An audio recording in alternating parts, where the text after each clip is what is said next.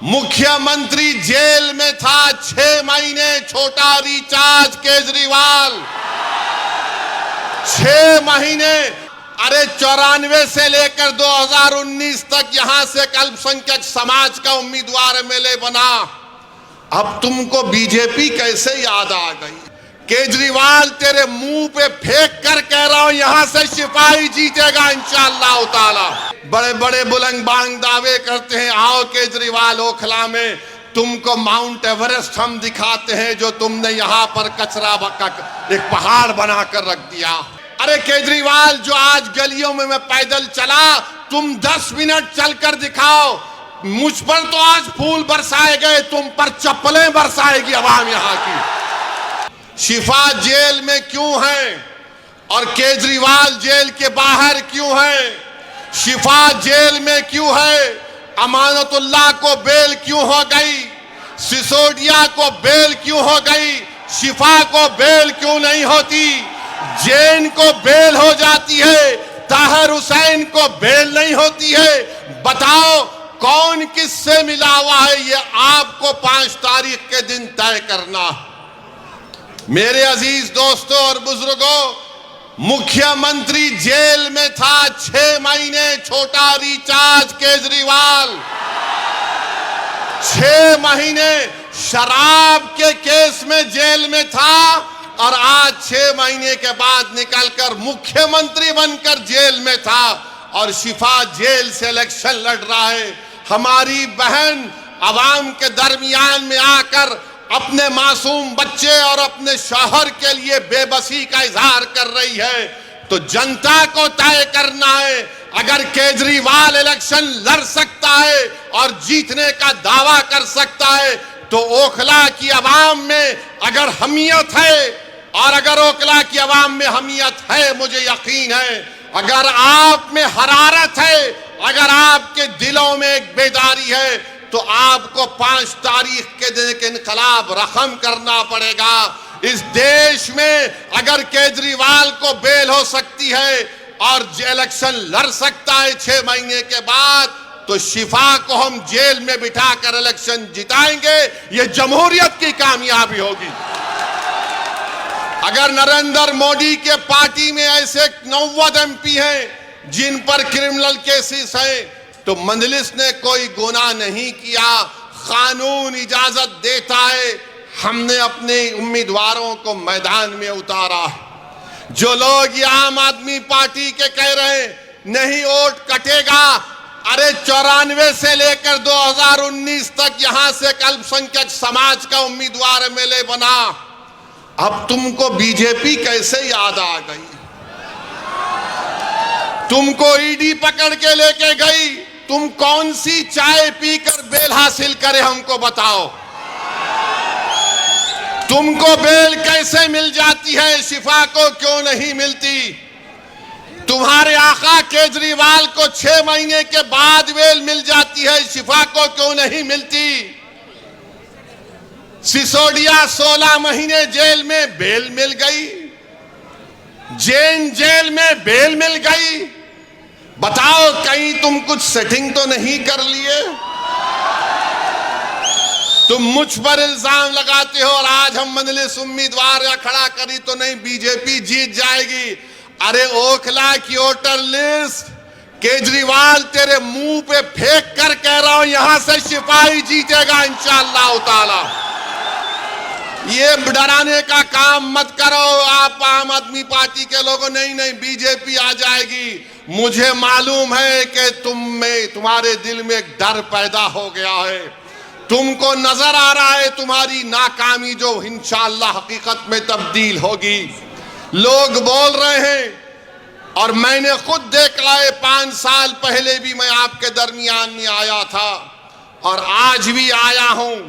ओखला में कोई डेवलपमेंट, विकास, तरक्की नजर नहीं आती। केजरीवाल, मैं तुझको चैलेंज कर रहा हूं, सुबह आ जा इस रोड पर, तू यहां ठहर के बोल। सुबह 9 बजे आ जा केजरीवाल, मैं भी आता हूं। तुमको एक आवाज सुनाई देगी, पानी ले लो, पानी ले लो, पानी ले लो। पहली मंजिल पर कहा जाएगा 25 रुपये, दूसरी मंजिल पर 30 रुपये। अरे मफलर, कितना झूठ बोलेगा तू, कितना झूठ बोलेगा। पानी फ्री कर दिया, बिजली फ्री कर दिया, फुला फ्री कर दिया। मोदी जी भी बोल रहे ये फ्री लो, वो फ्री लो। ये क्या इनके अब्बा के अकाउंट से दे रहे हैं? फ्री लो, फ्री लो। ये जनता का पैसा है। मगर ओखला की आवाम, तुमको पानी फ्री में मिलने का दावा केजरीवाल और मोदी कर रहे हैं। मेरी मां और बहनों, तुम्हारे अकाउंट में इतने पैसे डालने का वादा कर रहे हैं, मगर 5 तारीख के दिन तुमको याद रखना पड़ेगा कि ना शिफा फ्री है, ना ताहिर फ्री है, ना सैफी फ्री है। ऐसे कई लोग फ्री नहीं हैं। ये लोग फ्री नहीं हैं, मगर दावा तो बहुत करते हैं। केजरीवाल पानी नहीं पहुंचा सके यहां पर, हम ऐसा कर देंगे। बड़े बड़े बुलंद बांग दावे करते हैं। आओ केजरीवाल, ओखला में तुमको माउंट एवरेस्ट हम दिखाते हैं, जो तुमने यहां पर कचरा एक पहाड़ बनाकर रख दिया। यहां ओखला में आप मेरी बात से अगर मुत्तफिक हैं तो हाथ उठाकर कहिए। अभी नहीं है, बोलने के बाद। 1 गज जमीन की कीमत कितनी है? 3 लाख के ऊपर है ना, 3.5 लाख के करीब है। 3-3.5 लाख। 100 गज का फ्लैट 60 लाख के ऊपर है। बताओ फिर यहां पर डेवलपमेंट क्यों नहीं हुआ? जब इतनी महंगी जमीन है, इतने महंगे फ्लैट बिकते हैं, तो फिर यहां पर डेवलपमेंट क्यों नहीं हुआ? 10 साल से केजरीवाल मुख्यमंत्री हैं, सब जगह डेवलपमेंट हो रहे हैं। अरे केजरीवाल, जो आज गलियों में मैं पैदल चला, तुम 10 मिनट चलकर दिखाओ। मुझ पर तो आज फूल बरसाए गए, तुम पर चप्पलें बरसाएगी आवाम यहां की। इतने खड्डे यहां पर हैं, इतने खड्डे यहां पर हैं, गंदगी है, ना सफाई का कोई इंतजाम है, और 10 साल से बाजा बजा रहे। याद रखो ओखला की आवाम, मोदी और केजरीवाल दोनों भाई भाई हैं, एक सिक्के के 2 रुख हैं। इनमें कोई फर्क नहीं है, बिल्कुल कोई फर्क नहीं है। इनकी सोच एक। ये दोनों आरएसएस से निकले हैं। एक आरएसएस की शाखा से निकला, एक आरएसएस के इंस्टीट्यूट से निकला। इन दोनों में कोई फर्क नहीं है। हिंदुत्व की बात दोनों करते हैं। अरे बोलो, तुम्हारी जबान पे कभी नाम आया 5 साल में ताहिर हुसैन का? यही ताहिर हुसैन के मकान के ऊपर मौजूदा मुख्यमंत्री, ये बरसर इख्तिदार पार्टी के कई लोग ताहिर हुसैन के घर पर बैठकर कहते थे खाना खिलाओ। और जब ताहिर हुसैन जेल को चला गया तो तुमने उसकी तरफ देखना तो छोड़ो, तुमने उसका नाम तक नहीं लिया। बताओ मैंने कौन सा गुनाह किया? कौन सा गुनाह हमने किया? अगर हम जो लोग आज जेल की 4 सलाखों के पीछे, उन दीवारों के पीछे जिनको खामोश और गुमनामी की जिंदगी में डाल दिया गया था, मंजलिस यही चाहती है कि तुम जेल में डालोगे तो हम उनको जनता में लाके खड़ा करेंगे इंशाअल्लाह ताला। उनको अगर बेल नहीं मिलेगी तो वोट के जरिए उनको हम कामयाब करेंगे इंशाअल्लाह ताला। ये अदालत इंडिपेंडेंट है, हम इसकी इज्जत करते हैं, मगर उन सरकारों ने उनको जेल में डाला था। कानून का इस्तेमाल सरकार ने किया। और क्या गलती थी शिफा की कि CAA का एहतजाज शिफा ने करवाया था। बहुत अच्छा किया। डेमोक्रेसी में, जमहूरियत में एहतजाज होना चाहिए, मगर निशाना किसको बनाया गया था? जब शाहीन बाग का यहां एहतजाज जो पूरे मुल्क के लिए एक मशाले राह बन गया था, यही केजरीवाल ने कहा था ये बीजेपी स्पॉन्सर्ड है। ओखला की आवाम, आज आपके पास एक मौका आ रहा है कि जिन्होंने आपके एहतजाज को बीजेपी स्पॉन्सर्ड कहा था, आप अपने वोट के जरिए उनको आपको जवाब देना है। जब कोविड में तबलीगी जमात के मरकज को ताला लगा दिया गया, तो सबसे पहले सुपर स्प्रेडर का नाम तबलीगी जमात को देने वाला कौन था? यही केजरीवाल की सरकार थी। यही केजरीवाल की सरकार थी, जो बाद में अल्लाह ने दिखा दिया कि सब झूठ था, मरकज को बंद कर दिया गया। मेरे अजीज दोस्तों और बुजुर्गों, ये ओखला है जहां पर डॉक्टर जाकिर हुसैन ने अपनी आखिरी सांस ली। ये ओखला है जहां पर गांधी आए। ये वो ओखला है जहां पर बड़े बड़े जय्यद उलमा इकराम आए। आज उस ओखला की आवाम को अपनी बेदारी का एक सबूत देना पड़ेगा। अरे जो लोग बीजेपी का वो डर दिखा रहे हैं, अरे यहां पर 94 से लेकर 2019 तक यहां पर कोई बीजेपी नहीं जीती, ना इस बार भी जीतेगी। मगर तुमने कुछ काम नहीं किया, यहां पर कुछ काम डेवलपमेंट का नहीं किया। सरकार तुम्हारी, एडमिनिस्ट्रेशन तुम्हारा, तुम अगर दूसरे दिल्ली के असेंबली हल्के जात में डेवलपमेंट का तुमने काम किया, यहां पर कौन सा काम किया बताइए आप? कुछ काम नहीं किया गया यहां पर। तो डेवलपमेंट के लिए भी आपको शिफा के हक में अपने वोट का इस्तेमाल करना पड़ेगा। मेरे अजीज दोस्तों और बुजुर्गों, जो लोग आज जेल में 5 साल से सड़ रहे हैं, दिल्ली हाई कोर्ट ने कहा this cannot go on, we will not allow this. Court ने कहा, सुप्रीम कोर्ट ने ताहिर हुसैन की बेल पिटीशन पर एक ऑनरेबल जज ने कहा कि 5 साल में इनके केस में क्या पेशरफ्त हुई है। मेरे भाई, जो लोग मुझ पर इल्जाम लगाते हैं, इल्जाम इसलिए लगाते हैं कि असदुद्दीन ओवैसी हमेशा बेजुबानों के साथ खड़ा था और खड़ा रहेगा। जो कमजोर है वो मेरी आंखों में मजबूत था और रहेगा इंशाअल्लाह ताला। जो हुकूमतें और वक्त के जालिम और जाबिर लोग किसी को दबाना चाहते हैं, तो मंजलिस उनको दबाने नहीं देगी, हम लड़ेंगे। CAA का कानून भारत की पार्लियामेंट में लाया गया था। मोदी के 300 MPs के सामने मैं और इम्तियाज जलील ने खड़े होकर कहा कि हम तुम्हारे काले कानून को नहीं मानते, हम उसको फाड़ते हैं। हम भी क्यों नहीं मानते उस कानून को? मेरे अजीज दोस्तों और बुजुर्गों, ये 10 साल से केजरीवाल की सरकार है, 18 महीने से वक्फ बोर्ड नहीं बनता। बताओ केजरीवाल के मेले, तुम्हारी पार्टी ने वक्फ बोर्ड क्यों नहीं बनाया? तुम नहीं बनाए, मोदी ने अपने ओहदेदारों को बिठा दिया। आज जामा मस्जिद के हुदूद में एक मूर्ति को लगा दिया गया। ये केजरीवाल और उसकी सरकार जिम्मेदार है। वक्फ की प्रॉपर्टीज को दिल्ली में लूटा जा रहा है और ये बीजेपी का डर दिखा रहे हैं।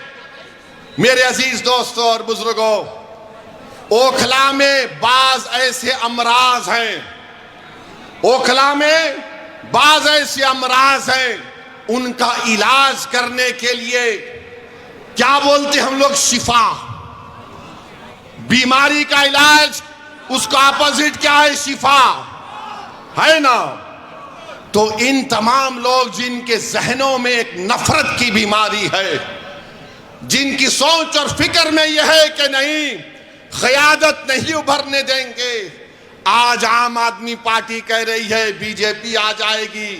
कोई कहता ओवैसी साहब आप तो कौम की लीडरशिप की बात करते हैं।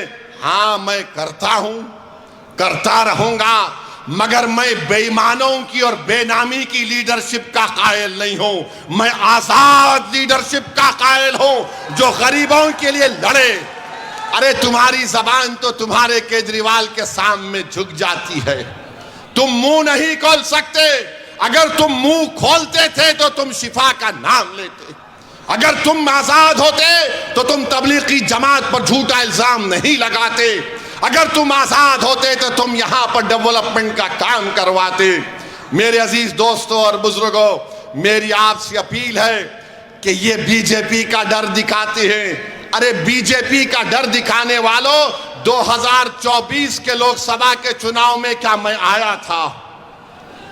क्या मैं आकर बोला था आपको ये मेरा उम्मीदवार है, तो बीजेपी पूरे कैसे जीत गई?